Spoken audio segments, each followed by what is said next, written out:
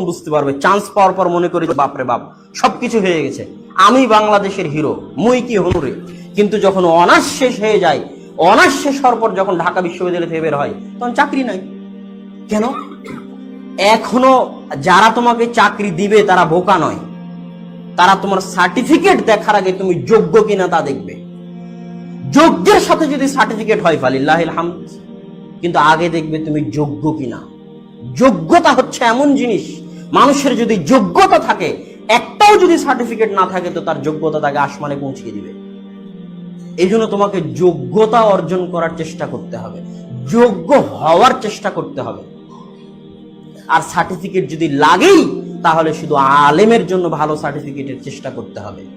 ধোকায় থাকা যাবে না, ধোকায় থাকলে পরবর্তীতে আফসোস করতে হবে। ছাত্রদের উদ্দেশ্যে আলোচনার শেষাংশে, আলোচনা লম্বা করব না, ছোট করব, আলেম হওয়ার পদ্ধতি তো বলে দিলাম যে আলেম তুমি কিভাবে হবে।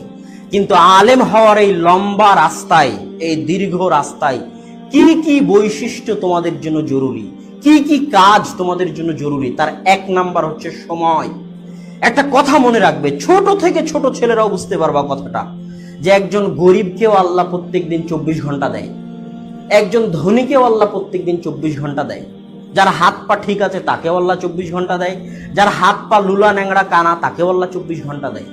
একটা মায়ের 5 জন 6 জন সন্তান, ওই মায়ের 5-6 জন সন্তানকে আল্লাহ 24 ঘন্টা দিয়েছে। জামিয়া সালাফের 1000 ছাত্র, 1000 ছাত্রকে আল্লাহ প্রত্যেকদিন 24 ঘন্টা দেয়। কিন্তু আজ থেকে 12 বছর পরে 1000 ছাত্রের কেউ থাকবে আসমানের তারকা হয়ে, আর কেউ থাকবে রিক্সা চালক হয়ে। কেন? এই 24 ঘন্টা সময় যে কাজে লাগিয়েছে সে আসমানের তারকা হবে। আল্লাহ সময় দিতে কাউকে কার্পণ্য করেন, এটা আল্লাহর ইনসাফ। যে আজকে কোটিপতি তাকে আল্লাহ 24 ঘন্টা সময় দিয়েছে, যে আজকে দরিদ্র তাকে আল্লাহ 24 ঘন্টা সময় দিয়েছে। তাহলে কোটিপতি কেমনে কোটিপতি হলো? একই মায়ের 6টা-7টা সন্তান, সবাইকে আল্লাহ 60 বছর বয়স দিল, প্রত্যেকদিন 24 ঘন্টা দিল একজন প্রেসিডেন্ট আর একজন রিক্সা চালক। কেন? 24 ঘন্টা সময়কে যে কাজে লাগিয়েছে সে প্রেসিডেন্ট হয়েছে, সে আলেম হয়েছে, সে ইমাম বুখারী হয়েছে, সে আহমদ বিন হাম্বল হয়েছে, সে ইবনে তাইমিয়া হয়েছে।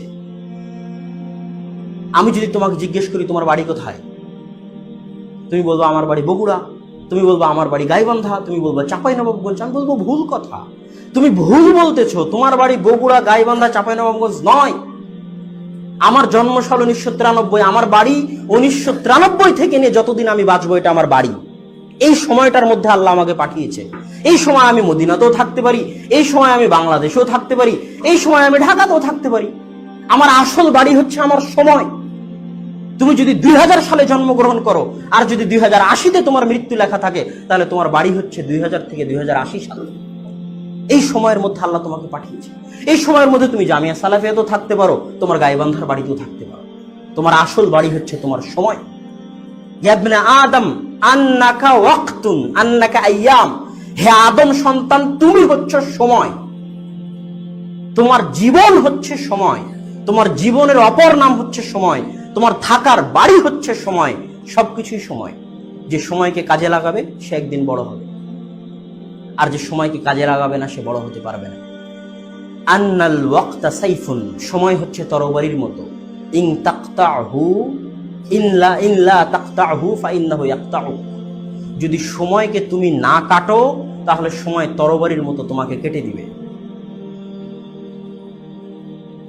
অতএব ছাত্র শুধু নয়, পৃথিবীর যে যেখানে যে পর্যায়ে আছে, একজন ইঞ্জিনিয়ার, একজন ব্যবসায়ী, একজন কৃষক, একজন আলেম, একজন ছাত্র, একজন লেখক, যারা যেখানে আছে কেউই সেখানে সফল হতে পারবে না যতক্ষণ না তার সময়কে কাজে লাগাবে। একজন ব্যবসায়ী তখনই ভালো ব্যবসায়ী হবে, সফল ব্যবসায়ী হবে, যখন তার সময়কে সঠিকভাবে কাজে লাগাবে। একজন ছাত্র তখনই ভালো ছাত্র হবে যখন তার সময়কে সঠিকভাবে কাজে লাগাবে। আলেম হওয়ার পথে সবচেয়ে বড় বৈশিষ্ট্য হচ্ছে সময়কে মূল্যায়ন করা শিখতে হবে। সময়ের ক্ষেত্রে স্বার্থপর হতে হবে। স্বার্থপর হওয়া বুঝো, মানুষ টাকা পয়সার ক্ষেত্রে স্বার্থপর হয়। আরে আমার 10টা টাকা ওকে দিয়ে দিব, স্বার্থপর, নিজের স্বার্থটা বুঝে। আমার লুঙ্গি ওকে ব্যবহার করতে দিব, আমার লুঙ্গি সে নষ্ট করে দিবে, নিজের স্বার্থ এটা সে বুঝে। আমার বিছানা ওকে ব্যবহার করতে দিবে, এটা নিজের স্বার্থ বুঝে। তো অন্য সকল ক্ষেত্রে তুমি স্বার্থপর হও আর না হও, সময়ের ক্ষেত্রে তোমাকে স্বার্থপর হতে হবে। আরে আমার সময়, ওর সাথে ঘুরতে যাব, এটা আমার সময়, ওর সাথে ঘুরতে গিয়ে ব্যয় করবো, এর নাম স্বার্থপর। আর স্বার্থপর হলে খারাপ ব্যবহার করতে হয়। তোমাকে ডাকলো, চল বন্ধু একটু ঘুরে আসি, তখন বলতে হবে না আমার সময় নাই, এর নাম স্বার্থপর হওয়া। সময়ের ক্ষেত্রে যে যত স্বার্থপর সে তত সফল। সময়ের ক্ষেত্রে তোমাকে নিজের স্বার্থটা আগে বুঝতে হবে। আজকে যে বন্ধু আছে কালকে সে থাকবে না। যত সময় যাবে তত বুঝতে পারবা যে যত স্বার্থপর সময়ের ক্ষেত্রে সে তত সফল।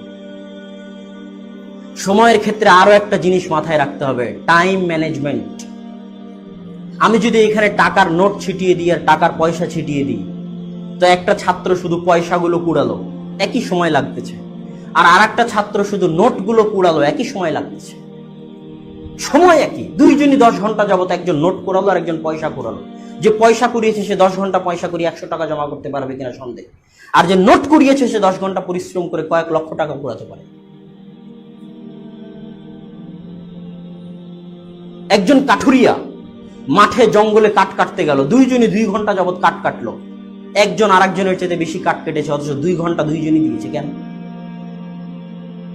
একজনের কুড়ালে ধার ছিল, আরেকজনের কুড়ালে ধার ছিল না। টাইম ম্যানেজমেন্ট শিখতে হবে। তুমি কি কুড়াবা, কি নিবা, কি সংগ্রহ করবা, এটা তোমাকে জানতে হবে। সবচেয়ে যেটা বেশি যোগ্য, সবচেয়ে যেটা বেশি ভালো, সবচেয়ে যেটা বেশি প্রয়োজনীয় সেটা নিতে হবে। এই পৃথিবী হচ্ছে প্রতিযোগিতার জায়গা, বিশেষ করে বাংলাদেশের মতো দেশ হচ্ছে প্রতিযোগিতার জায়গা। তুমি যদি সামনে না বাড়ো তাহলে পিছনে যে আছে সে তোমাকে পা দিয়ে পিষিয়ে সামনে চলে যাবে। প্রত্যেক সেকেন্ডে প্রতিযোগিতা হচ্ছে একজনের সাথে আর একজন। যে যার সময় যত কাজে লাগাচ্ছে সে আর একজনকে পিছনে ফেলে তত আগে চলে যাচ্ছে, আর যে যার সময় যত নষ্ট করতেছে সে আর একজনের থেকে তত পিছিয়ে পড়ে যাচ্ছে। এই জন্য সালাফে সালেহিন সময়কে খুব মূল্যায়ন করতেন। শাইখুল ইসলাম ইবনে তাইমিয়া রাহিমাহুল্লাহ যখন বাথরুমে যেতেন, তার জীবনীতে লেখা আছে, তখন বাইরে তার পৌত্র বা তার ছাত্রকে দাঁড় করিয়ে দিয়ে বলতেন, তুমি বইটা জোরে জোরে পড়ো যেন আমি বাথরুমে বসে ওই বইয়ের পড়া শুনতে পাই। ইমাম নববী রাহিমাহুল্লাহ দিনে শুধু একবার খেতেন, অল্প। কেন? বেশি খেলে বাথরুমে যেতে হবে, আর বাথরুমে গেলে সময় নষ্ট হবে, এই জন্য একবার খেতেন, অল্প খেতেন। ইমাম নববী রাহিমাহুল্লাহ 2 বছর টানা 2-3 বছর পিঠ বিছানায় রাখেননি। কেন? আল ইলমু লা ইউতিকা বা'দাহু ইল্লা আন তু'তিকা কুল্লাহু আন তু'তিহি কুল্লাকা। জ্ঞানকে যদি তুমি সব কিছু দিয়ে দাও, তাহলে জ্ঞান তোমাকে সামান্য কিছু দিবে। ইহইয়া ইবনে মাঈন একজন বড় মুহাদ্দিস, তার পিতা তার জন্য 10 লক্ষ দিনার ছেড়ে গেছিলেন। পুরো 10 লক্ষ দিনার, সেই কালে, মানে এই কালে 100 কোটি পার, পুরো 100 কোটি টাকা তিনি জ্ঞান অর্জনের পিছনে ব্যয় করেছেন। তো জ্ঞান অর্জনের পিছনে ব্যয় করতে করতে করতে করতে তার কাছে আর জামা কেনার মতো টাকা ছিল না, স্যান্ডেল কেনার মতো টাকা ছিল না। যখন তুমি জ্ঞানকে সব দিয়ে দিবে, ধন সম্পদ, টাকা পয়সা, সময়, শ্রম, তখন জ্ঞান তোমাকে অল্প কিছু দিবে। আল ইলমু লা ইয়াতি বিরাহাতিল জিসম। শরীরের আরামে জ্ঞান আসে না, শরীরকে কষ্ট দিলে জ্ঞান আসে। আরো একটা জিনিস মনে রাখবে, সাময়িক আনন্দ লং টার্ম পেইনের জন্য দায়ী, আর শর্ট টার্ম পেইন, সাময়িক কষ্ট, লং টার্ম প্লেজার নিয়ে আসে, দীর্ঘস্থায়ী শান্তি, সুখ নিয়ে আসে। এখন সামান্য খেলাধুলা, সামান্য গল্প, সামান্য বাইরে যাওয়াতে একটা আনন্দ হচ্ছে, এই সাময়িক আনন্দ দীর্ঘস্থায়ী দুঃখ নিয়ে আসবে, জীবনে ব্যর্থ হয়ে যাবে, জীবনে সফল হতে পারবে না। আর সাময়িক যদি কষ্ট হয়, ঘরে বসে থেকে পড়তে একটু কষ্ট হচ্ছে, সবাই গল্প করতেছে আমি গল্প করতেছি না, একটু কষ্ট হচ্ছে, সবাই খেলতে গেছে আমি খেলছি না, একটু কষ্ট হচ্ছে, সবাই খাচ্ছে আমি খাচ্ছি না, একটু কষ্ট হচ্ছে। এই সাময়িক কষ্টগুলো একদিন চিরস্থায়ী আনন্দ এবং সফলতা, সুখ নিয়ে আসবে।